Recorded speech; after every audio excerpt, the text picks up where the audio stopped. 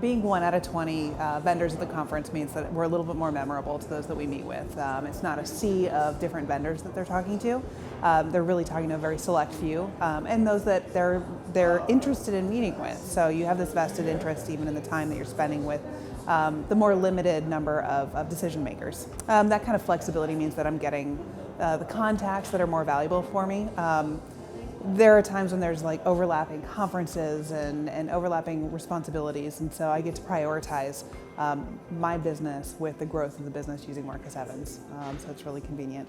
I mean, definitely being able to see who I'm going to meet with and decide how many resources I'm going to allocate for the event is just cost effective.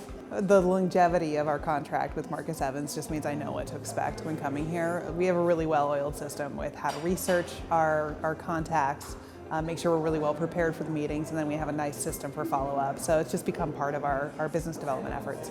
I want to say we've been about 2 years in this open contract, and we've just recently started coming to the European events, which I think having our involvement in events from West Coast US, East Coast US to Europe means that we're getting to meet the most potential contacts that we can.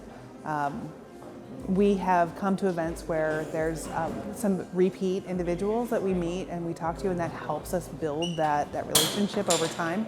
But Marcus Evans is always really good about finding new contacts for us to talk to. I mean, the relationships built have been really good because I think this is different than a normal conference where someone wanders by your booth and you have 5 minutes of trying to get their attention, and you have a dedicated 30 minutes with somebody to sit down. So you have time to talk about business, you have time to get to know them, and then you have time to also network at dinner after.